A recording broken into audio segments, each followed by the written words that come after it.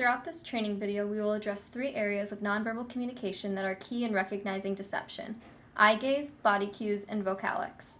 The ability to recognize and understand the nonverbal behaviors that fall under these categories is essential for law enforcement officials who interact with individuals involved in criminal investigations every day. The first area of nonverbal communication that we will analyze is eye gaze. 2 key indicators to notice with individuals who are lying include rapid blinking and pupil dilation.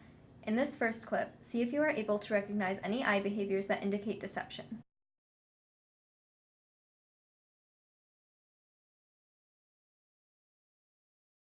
While it is difficult to measure pupil dilation, throughout this clip, the subject displays the nonverbal behavior of rapid blinking. This is just one way in which deception can be detected through the analysis of nonverbal behaviors. Throughout this next clip, the subject is telling the truth. Notice the differences in her eye behavior in contrast to the behaviors present in the last clip.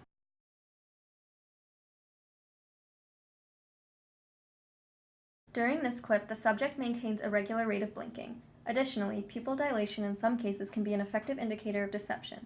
While it is difficult to observe, we can assume that in this clip, the subject's pupils are less dilated than the subject displaying behaviors of deception in the previous clip.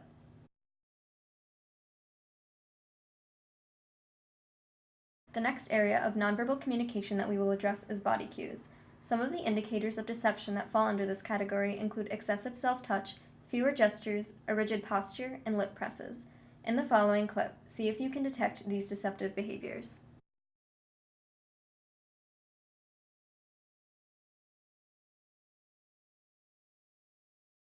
Throughout this clip, the subject utilizes self-touch by touching her arm, hair, neck, and face as a means of regulating her own psychological needs.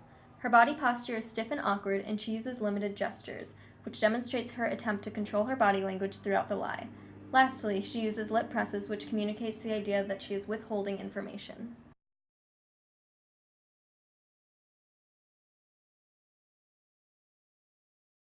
In the next clip, the subject is telling the truth. Notice the differences in her gestures, body posture, and use of self-touch.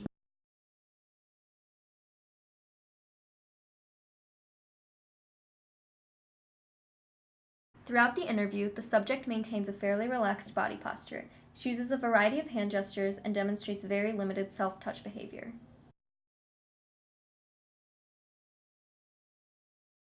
The final area that we will address is vocalics and how certain characteristics in speech can be a large indicator of deception. Some behaviors that are typically associated with deceit includes an elevated vocal pitch, speech disfluencies, vocal tension and uncertainty, and response latency, or a long pause before responding. Try to pull out these behaviors in the next clip.